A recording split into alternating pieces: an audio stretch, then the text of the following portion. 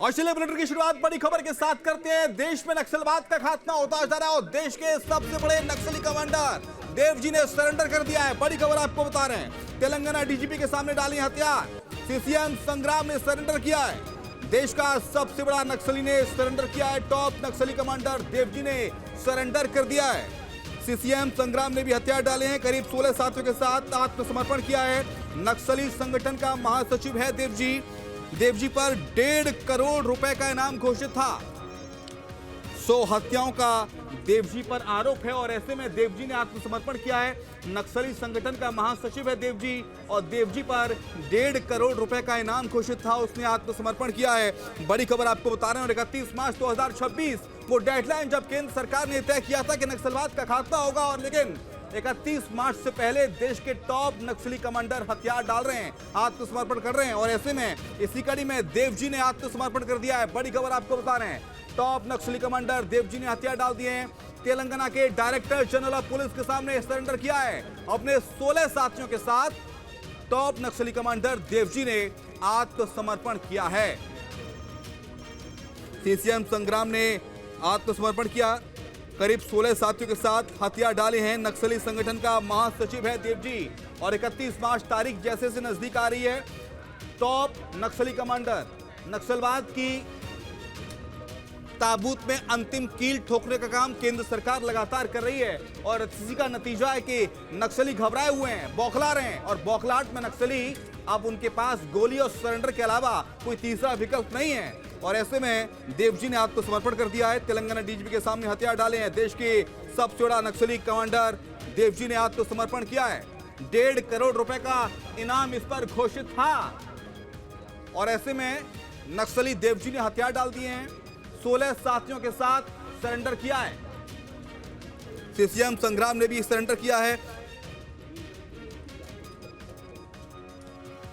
और छत्तीसगढ़ के गृह मंत्री विजय शर्मा क्या कुछ कर रहे हैं नक्सली कमांडर के सरेंडर पर, आपको सुनाते हैं।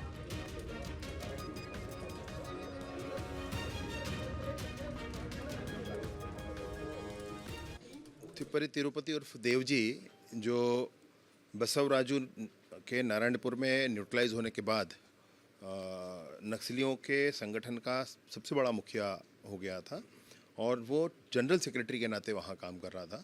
उसने आज सरेंडर कर दिया। यानी कि आप ये सोचें कि टॉप मोस्ट जो नक्सली था उसने सरेंडर कर दिया तेलंगाना पुलिस के सामने में। तो अब ये सारा ही सिस्टम इनको समझना चाहिए कि अब और अवसर और समय नहीं है।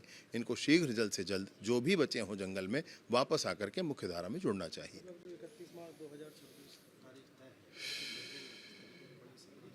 ये बहुत बड़ी घटना है। मैं आपसे कहना चाह रहा था कि जितनी बड़ी घटना बसवराजू के उस समय न्यूट्रलाइज होने की थी, ये उतनी ही बड़ी घटना है आज इसका वापस आ जाना।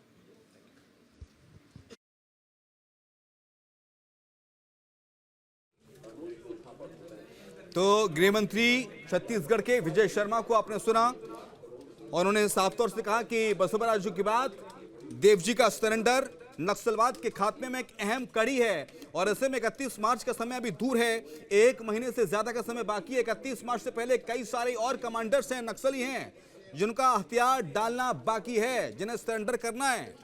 और छत्तीसगढ़ के अधिकांशतः इलाके, बस्तर हो, दुर्ग हो, सरगुजा हो, ये नक्सलवाद से मुक्त हो चुके हैं। और ऐसे में जो कुछ इलाके रह गए हैं जहां पर नक्सलवाद अभी है, उसके ऊपर सरकार लगातार काम कर रही है, सुरक्षा बल काम कर रहे हैं, सर्च ऑपरेशन चलाया जा रहा है और नक्सलवाद का खात्मा छत्तीसगढ़ से किया जा रहा है। नक्सलवाद के ताबूत में अंतिम कील ठोकने का काम लगातार केंद्र सरकार और राज्य सरकार मिलकर कर रही है। और फिलहाल डीजीपी के सामने तेलंगाना में हथियार डाले हैं। देवजी ने अपने 16 साथियों के साथ मिलकर आत्मसमर्पण किया है। करीब 16 साथियों के साथ यह आत्मसमर्पण देवजी का, जिस पर 1.5 करोड़ का इनाम था। सोचिए कितना खूंखार होगा यह नक्सली जिस पर 100 से ज्यादा हत्याओं का आरोप है।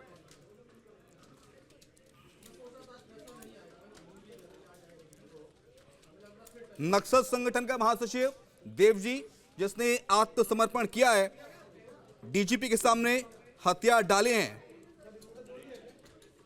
और देवजी के सरेंडर से बाकी जो नक्सली हैं वो भी डरे हुए हैं, वो भी आत्मसमर्पण के प्रति आतुर नजर आ रहे हैं। देवजी शीर्ष माओवादी नेता इसे माना जाता है और छत्तीसगढ़ ही नहीं बल्कि छत्तीसगढ़ के सटे जितने भी इलाके हैं, चाहे उड़ीसा हो, महाराष्ट्र हो, तेलंगाना हो, उन सब क्षेत्रों में इसका कहर था।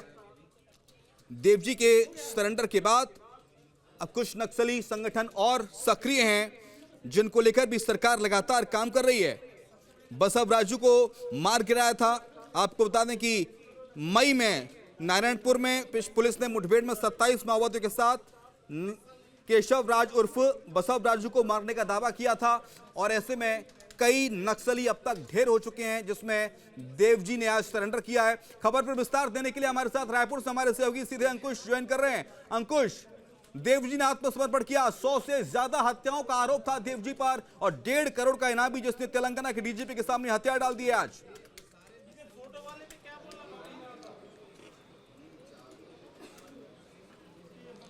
देखिए, बिल्कुल वाकई जिस तरीके से देश में एक नया माहौल क्रिएट हुआ है, जब देश के गृह मंत्री अमित शाह ने छत्तीसगढ़ की धरती से ही ऐलान किया था कि मार्च 2026 तक देश भर से नक्सलवाद का खात्मा कर दिया जाएगा।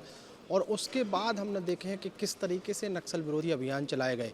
नक्सल विरोधी अभियानों में कई बड़ी तादाद में नक्सलियों का एनकाउंटर किया गया और उसके बाद सरकार ने अपनी पुनर्वास नीति में बदलाव किया और कोशिश ये थी कि अगर जो नक्सली सरेंडर करना चाहते हैं वो सरेंडर भी कर सकते हैं।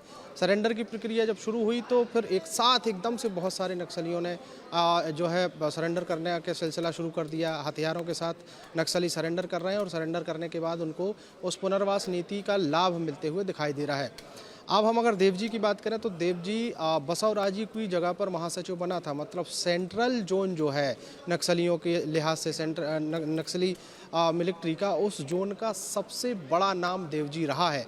बसव राजू के न्यूट्रलाइज होने के बाद अब देवजी वहां पर कमान संभाल रहा था और लगातार कोशिश उसकी थी कि वो अपना जो संगठन है, उसका जो नक्सलिज्म है, उसको और बढ़ावा दिया जाए। लेकिन अब जैसे जैसे तारीख नज़दीक आ रही है वैसे वैसे स्पष्ट तौर पर ये कहा जा सकता है कि मार्च 2026 तक जो डेडलाइन तय की गई है तब तक नक्सलियों का पूरी तरीके से खात्मा हो जाएगा। या तो जो लोग बोली की भाषा मान रहे हैं उनको बोली से, और जो लोग बोली की भाषा नहीं मान रहे हैं उनको गोली से। अभी हाल ही में जिस तरीके से जो सरेंडर हुआ है देवजी का, तो उस लिहाज से कहा जा सकता है कि अब तक का आज का छत्तीसगढ़ का सबसे बड़ा अगर कोई नाम था तो देवजी था और उसने भी अब आत्मसमर्पण कर दिया है। चूँकि जिस इलाके में वो रहता था, जिस इलाके में वो था, वो वहाँ से तेलंगाना ज़्यादा नज़दीक पड़ता था, तो इसलिए पुलिस के सामने जाकर उसने एनकाउंटर किया है। तेलंगाना में एनकाउंटर करने के बाद अब निश्चित तौर पर माना जा रहा है कि छत्तीसगढ़ से तो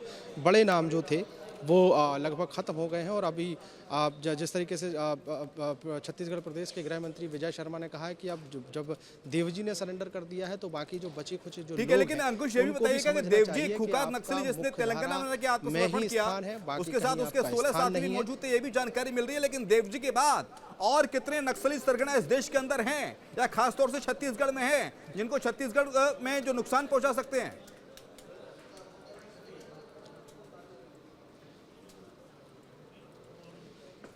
देखिए, बसव राजू हिड़मा के बाद अगर कोई बड़ा नाम था तो वो छत्तीसगढ़ में देवजी था। मतलब अभी देवजी से बड़ा कोई नाम नहीं है और जितने भी नाम हैं वो या तो सरेंडर कर चुके हैं या उनका एनकाउंटर हो चुका है। तो अगर केवल देवजी के लिहाज से देखें, देवजी के सरेंडर के लिहाज से अगर देखें तो अब तक सिर्फ यही कहा जा सकता है कि अब शायद छत्तीसगढ़ में कोई ऐसा बड़ा कैडर का नक्सली वहाँ पर नहीं बचा है। अगर जो छोटे मोटे नक्सली बचे हैं, जो जंगली इलाकों में, ग्रामीण इलाकों में अगर बचे हैं, तो उनके लिए पुनर्वास नीति सरकार ने खोल कर रखी है। अभी हाल ही में छत्तीसगढ़ के गृह मंत्री का एक बयान आया था जिसमें बहुत सारे नक्सलियों ने एक पत्र के माध्यम से अपील की थी कि वो सरेंडर करना चाहते हैं। तो उसके बाद गृह मंत्री ने कहा था कि हम रेड कारपेट बिछाकर आपका स्वागत करने के लिए तैयार हैं, बशर्ते किसी भी माध्यम से अगर आप बातचीत करना चाहें तो आप कर सकते हैं। उनके लिए बाकायदा एक रेडियो संदेश भी जो है गृह मंत्री की तरफ से जारी किया गया है। कुल मिलाकर अगर देखें तो नक्सलवाद अब पूरी तरीके से खात्मे की तरफ है और जिस तरीके से एनकाउंटर के बाद जो बड़े तादाद में जो आत्मसमर्पण हो रहे हैं, उससे यही समझा जा सकता है कि मार्च भी नज़दीक है और नक्सलवाद का खात्मा भी नज़दीक है। देखिए, मार्च भी नजदीक है। मार्च 2026 की डेडलाइन में मात्र कुछ ही दिनों का समय रह गया है, 1 महीने का समय है अंकुश। और ऐसे में छत्तीसगढ़ सरकार ने, केंद्र सरकार ने साफ कह दिया था, रेड कारपेट से आप आइए, स्वागत है आपका, नहीं तो बोली या फिर गोली। नक्सली भी समझ गए हैं, आराम से नहीं आए, सरेंडर नहीं किया तो फिर गोली के अलावा कोई दूसरा विकल्प उनके पास नहीं है, मौत को गले लगाना ही होगा।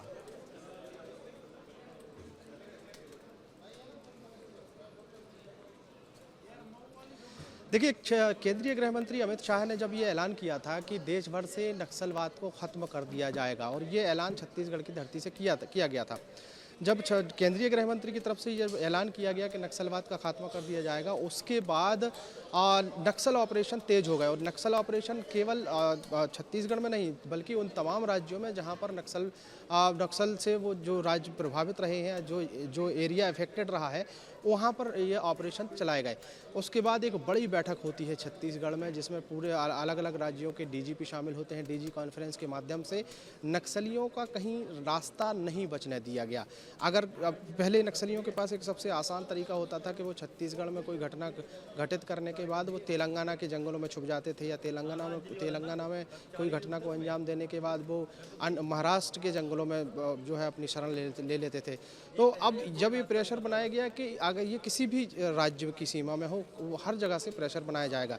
पुलिस ने एक दूसरे का सहयोग किया, और ख़ासकर उस सहयोग का इतना असर हुआ कि अगर कोई महाराष्ट्र के गढ़चिरौली इलाके में कोई घटना होती थी, तो यहाँ से छत्तीसगढ़, मध्य प्रदेश के बालाघाट इलाके की पुलिस और बाकी अन्य राज्य जैसे तेलंगाना या उड़ीसा, आप सरेंडर पर आप नजर बने रखिएगा। अंकुश, आपसे अपडेट्स हम लेते रहेंगे। बहुत शुक्रिया आपका तमाम सारी जानकारी को साझा करने के लिए। और आगे बढ़ेंगे, खबर है भोपाल से, जहां पर मध्य प्रदेश की राजधानी आपके मोबाइल पर तुरंत आएगी ब्रेकिंग न्यूज। स्क्रीन पर सबसे पहले दिखेगी बड़ी खबर। देश दुनिया की हर खबर एक जगह। अब आपके मोबाइल पर तुरंत फटाफट इंस्टॉल कीजिए न्यूज नेशन ऐप और रखिए खुद को अपडेट।